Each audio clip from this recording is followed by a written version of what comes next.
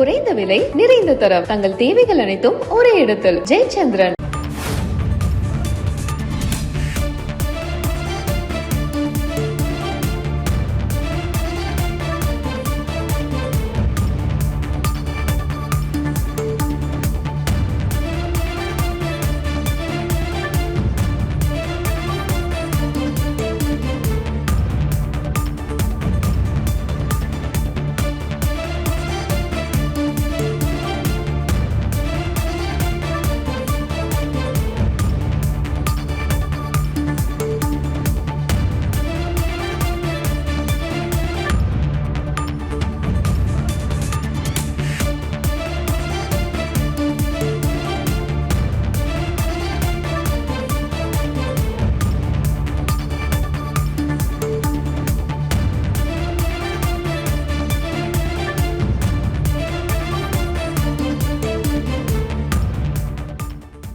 வங்கக்கடலில் உருவான ஃபெஞ்சல் புயல் இன்று கரையை கடக்கும் சூழலில் சென்னைக்கு 140 கிலோமீட்டர் தொலைவில் ஃபெஞ்சல் புயல் மையம் கொண்டிருக்கிறது. இது தொடர்பான மேலதிக தகவலை சிறப்பு செய்தியாளர் கார்கே வழங்க கேட்கலாம். கார்கே, வணக்கம். தற்போதைய நிலவரம் என்ன? புயல் தொடர்பான விவரங்களை பதிவு பண்ணலாம். வங்கக்கடலில் இருக்கக்கூடிய இந்த ஃபெஞ்சல் புயலானது அதிகாலை நேர நிலவரப்படி 5:30 மணி வரை கணிக்கப்பட்டதுல கடந்த 6 மணி நேரத்துல அதனுடைய வேகம் 12 கிலோமீட்டராக இருக்கிறது. அதிகாலை 5:30 மணிக்கு அது 140 கிலோமீட்டர் தொலைவில் இருக்கிறது. சென்னைக்கு 140 கிலோமீட்டர் தொலைவில் இருக்கிறது. அதே போல அது மற்ற புதுச்சேரிக்கு 150 கிலோமீட்டர் தொலைவில் இருக்கிறது. அப்படின்னா நமக்கு புதுவைக்கும் சென்னைக்கும் இடைப்பட்ட இடத்துல இது கடலுக்குள்ள இருக்கிறது அப்படின்றது புரிந்து கொள்ள வேண்டும்.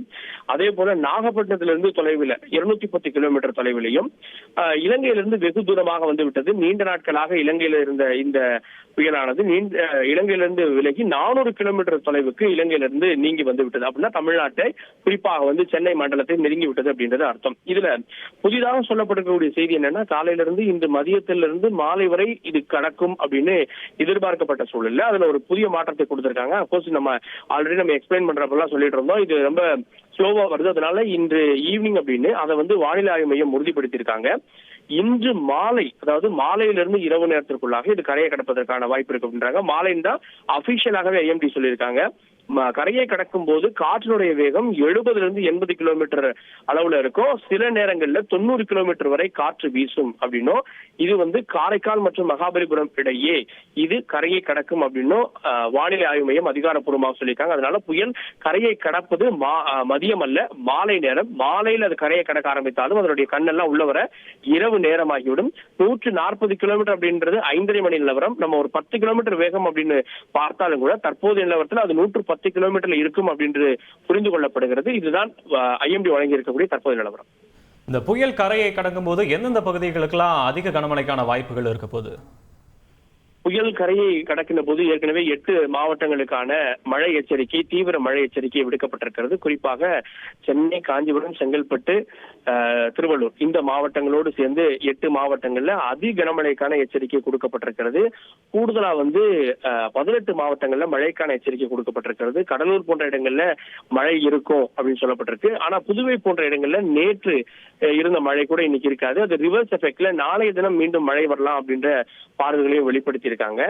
இது எங்க இருந்ததுன்னா இந்த கடற்கரை ஜோன் ஃபுல்லாவே, இப்போ புதுவையில இருந்து வரக்கூடிய கடற்கரை ஜோன் ஃபுல்லாவே மழைக்கான வாய்ப்புகளை பிரகாசமாக்கி இருக்கு. கடலூர்ல தொடங்கி கடலூர், அதே போல விழுப்புரம் மாவட்டம், திருவள்ளூர், காஞ்சிபுரம், சென்னை, செங்கல்பட்டு, இன்னும் சொன்னா இது இன்னும் சற்று நேரத்துல உள் மாவட்டங்கள் நல்ல மழையை கொடுக்கும். கள்ளக்குறிச்சி, ராணிப்பேட்டை போன்ற மாவட்டங்களையும் மழையை கொடுக்கவிருக்கிறது.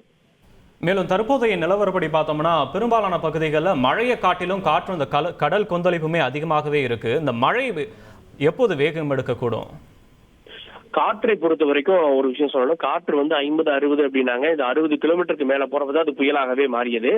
ஆனா விண்ட் கஸ்ட் அப்படின்னு சொல்லக்கூடிய இந்த காற்று குவிப்பு இருக்கு இல்லைங்களா, இந்த காற்றை பொறுத்த வரைக்கும் கரை பகுதிகளில் நாம் உணரக்கூடியது கிட்டத்தட்ட 90 கிலோமீட்டர் வரை இருக்கும் அப்படின்றாங்க. இன்னும் சில தனியார் வானிலை ஆர்வலர்கள் IMD சொல்லியிருக்கிறது 90, ஆனா பை பிராக்டிகலா நீங்க 110 கிலோமீட்டர் வேகத்திலான காற்றை உணர முடியும் அப்படின்றாங்க.